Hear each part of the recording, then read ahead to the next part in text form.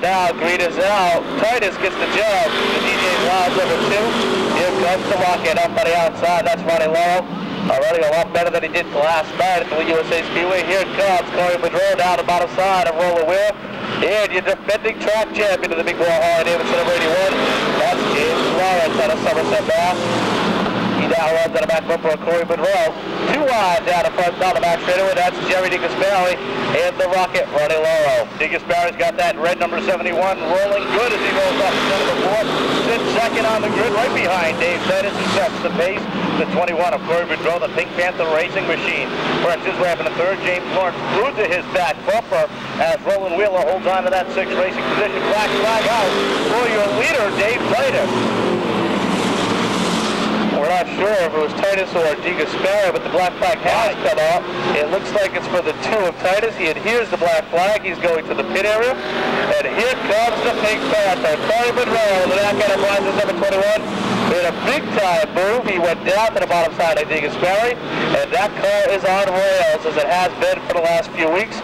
See if Corey can pick up his first career win and strike some time in the Seekonk Sportsman division.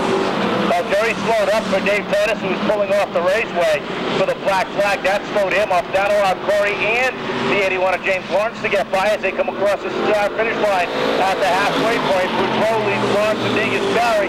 And look at Roland Wheeler up the inside of Ron Laurel off of turn number 2. Titus coming off a great run last week in the 2nd spot. Lawrence finished 3rd. Boudreau with the 5th spot. They drag race off the corner. That are your 2 champions, your defending track champion in the Big Ball Harley Davidson number 81 of James Lawrence, and your defending car owner champion in the 21, that's Corey Boudreau. Off of turn number 4 they come. DeGasperi puts his nose back in it as he gets underneath the number 21 of Corey, glued to the back bumper of James Lawrence as they head down the back straightaway. 3 cars battling for the lead. Keith Moore's got a problem in the Cox Communications number 38. You get the heat points, so that makes it a little bit tighter. If you're running for your point championships, you get some points out of the heat. And as of right now, he's got some points over Corey Boudreau. That's James Lawrence. He sits 2nd in the points to Frank Souza. Back to the line. He's got 2 more tops around. See if he can hold off a hard-charging Cisco's performance number 71 of Jerry DeGasperi. DeGasperi glued to the back bumper. Lawrence now takes a look to the outside, loops it down the back straightaway. And everybody's able to make it by. But that's going to bring out a caution. And you got to wonder if that was from Keith Moore, if he had dropped any fluid on the racetrack. A plume of smoke off of turn number 2, and that's going to put some more speedy dry down on the racetrack. So Serrano's losing a radiator. You could hear the shroud banging on the bottom of the track, and maybe the shroud is probably either cut through the radiator hose or it just continued to overheat enough where Serrano's finally lost the radiator right there. But 120. 247 and 303. The race Again, is called off because lucky of time. numbers are 2, 24, 99, 120. Definitely at least a 2.5-hour drive, considering they left about 12:30 and worked on the car. Those guys worked all night. Rob Bohan and the guys helping out on the car.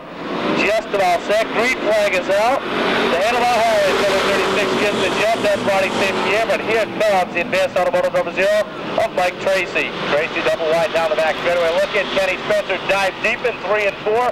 He takes on lead. Tracy tries to shut the door on the 88 of Danford, and Glenn Yelworth is going to the outside, finds himself in 3rd. Everybody checked up right there behind Tracy except for Kenny Bamford. He used the Mike Tracy bumper to stop, and that made a big hole for Glenn Young to go through. Problem right away. The 70 washed his way out. That's why he was. Looks like he may have had a flat tire, but no, the car continues to roll around the racetrack, so he cuts back in. Well, he threw it in deep down the back straightaway and got caught up in the speedy dry on the outside groove and threw him in the corner. But look at the battle for a second as the 99 of Young has gotten underneath the 36 of Ron St. Pierre, putting notice that he's looking to make it 2 in a row here tonight. Young had a good run going at the USA Speedway before problems took over last night. He still ducks to the inside of St. Pierre on the front straightaway. And the Evoque here does that 36 washes up. That leaves the Viking sheet metal number 99 down the bottom side. And he's going to take over the 2nd spot. Kenny Spencer leads the back off of turn number 4. Very commanding. 8-car length lead over now the Fireball in that black and red Pontiac number 99. St. Pierre's got a handling problem as he gets a little bit loose down in the back, down into 1 and 2. He's able to gather it back in and hold on to 3rd as Mike Tracy, Kenny Bamford, ground locked down off of turn number 4. You watch Pierre drives the car in right about the middle of the corner. The car pushes up the racetrack.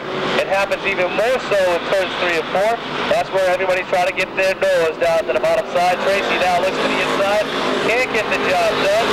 But he's got a rear bumper, a rear mirror full of the number 25 from the Tin Man, Frank Souza. Souza gets the run off the second corner and evens up with him down into 3 and 4 as he takes over 4th. Now sets his sights on the 36 of Ron St. Pierre. And look at the 99. He's just about caught our leader down the back straightaway. Glenn Young, after winning last week's feature win, he said that's what the team needed. Everybody needed a momentum builder, and now they look like they've got it. And now he continues to reel into the back bumper of the Skyline Roofing number 3 of Kenny Spencer. Twin sticks are up 2 more times around for Spencer and Young. 1 and 2 battle for third. Double wide off the 4. Make that single file as Frank Souza finds himself looking at the 2 leaders, but about a half a straightaway behind. St. Pierre and Mike Tracy round out the top 5. Fernandez now to the outside of the 88 of Bamford. He now looks to go to the outside of the 0 of Mike Tracy. Spencer goes under the white flag. He's got one more time to do it. Everybody continues to run deep in the field, but so far Martin is the guy way off the pace. Checkered flag is out, and Eulator comes off at turn number 4. Kenny Spencer will hold on for the win. Glenn Young will finish second with Frank Souza third, Ron St. Pierre 4th, and Mike Tracy just edging out Peter Fernandez for 5th. 7th will be the 88 of Kenny Bamford with Glenn Lawton in the number 70, and Rob Doobie in the number 44 rounding out the field.